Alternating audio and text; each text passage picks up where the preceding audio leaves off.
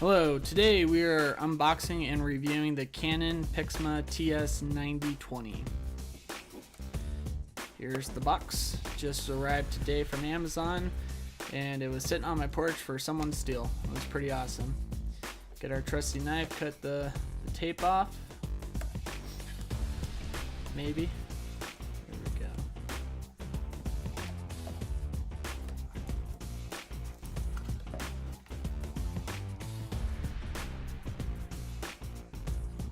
Gotta adjust the camera. It's a bad angle. I apologize. Alright, so this first box we have has the power cord and the inks. If I can ever get it open. There's the power cord. Throw it off to the side. Now let's get the ink cartridges out.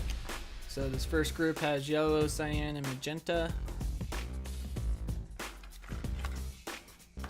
And then we have black, the dye black, the pigment black, and gray.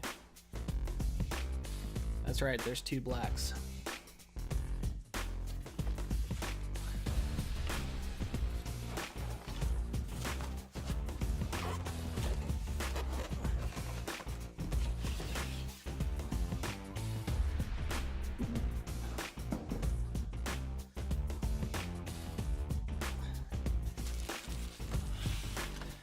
Okay, the small box has the owner's manual with vague instructions.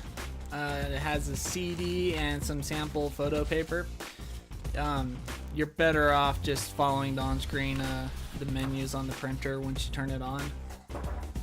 And then once you get the plastic off, you got yourself a printer.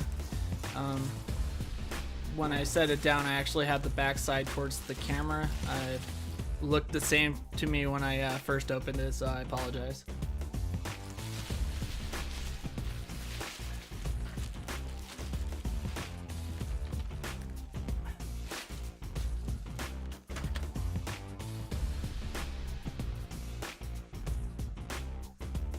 So I had a little bit of an accident with the magenta.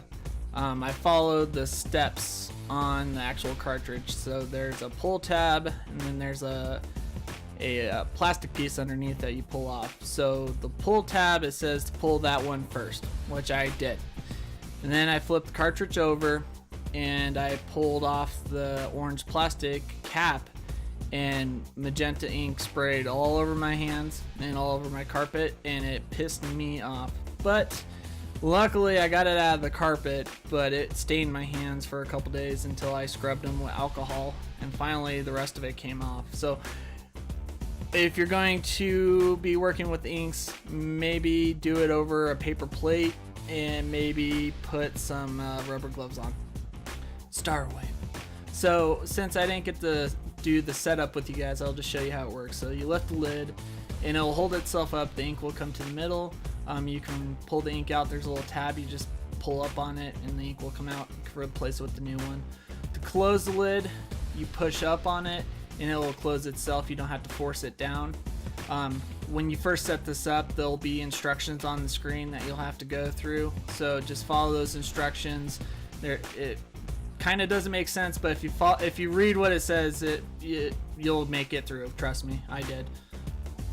So I set the printer up a little bit different than the vague manual did. So once you install the inks and you run through the directions on the screen, I connected the NFC to the printer from my phone through the Canon app, and it allowed me to set up the Wi-Fi on the printer. And once it was connected to the Wi-Fi through that, well, it was on my home Wi-Fi. At that point I was able to search the printer on my computer, and once I added the printer on the computer automatically installed the Canon app for me, so I didn't have to install any software. It did it automatically once it found the computer, or found the printer on the network. My app's not working correctly here, and that's why it's still showing my old printer, but it does work. So here's the front paper tray. Once you get it out, it's not set to regular paper, so you remove that plastic piece, and there's a blue button right there. You press that in and you pull the tray out, And once that's out, you set the little blue lever to the paper size that you want. So I have it set on letter. Okay. Once you fill up the paper tray with paper, put that plastic piece back in, front to back like that, and slide it back into the printer. Once it's in the printer, it'll ask you to register the paper size, so set it to whatever size you put in, and then it will automatically print from that drawer. This printer also has a rear paper tray. Pull it out and it leans back. Mine leans back pretty far, so I have to pull the printer out if I want to use it. Inside has paper guide, so you can set it to any size paper. You lift up that little black piece, slide your paper in, and then you push the little black piece down, and it'll ask you to register the paper size. This is good for photo paper.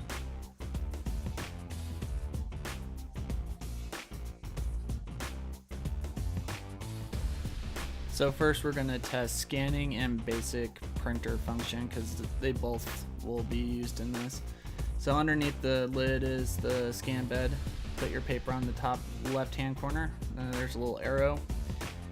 Lower the lid. And then on this one I'm going to select copy off the screen, but you can also scan from the screen to a computer or device, or scan from your device or computer. Okay, it takes a few moments for it to scan it. It'll pull the paper from the bottom tray. The automatic output tray will pop out. You don't have to pull it out, which is pretty nice. And it'll print out. It prints pretty quick. As you can just see, we just scanned and printed really quick. It'll do black and white and color from the screen here or on the computer. And the quality is pretty good. You can't tell the difference. This will be my test photo. The reason I picked this one is there's a lot of black in it, and my other photo printer had a hard time with black. So my other printer was a Canon TS9020. We'll compare a picture from that printer to a picture from the TS9020. So this first photo is from the Canon TS9020. As you can see, the blacks are extremely washed out. Not great color. It has color in there, but not great color. That was a brand new black ink and color ink cartridge that I put in right before I printed this. And all prints always look like that. This next one will be from the TS9020. As you see right off the bat, the blacks are actual black. And I don't know if you'll be able to tell in the video, but like the quality of the actual picture itself, like the one from the MG says it's a photo printer. There's no way that was meant to be a photo printer. It was horrible. So I ended up printing a 8.5 by 11 just to show you that it does print great pictures. As you can see, it's blown up, and you can't even tell that it was printed from a desktop inkjet printer. I thought it did a great job, but you can tell for yourself. Alright, so final thoughts on the printer. I think it's worth the money. The inks are kind of expensive, so if you want to get the regular ink, it's about $12.99 per cartridge. The pigment ink is about $25, and then they have the XL ink, which is, I guess, a little bit bigger. So the small ink is 6.5 milliliters. The XL is 10.5. Don't quote me, you can check on their website. But the XL is a little bit more expensive, but it's cheaper if you buy those, because you're getting more ink and it's cheaper per page. And with it being a 6 ink, you shouldn't have to replace them all at the same time.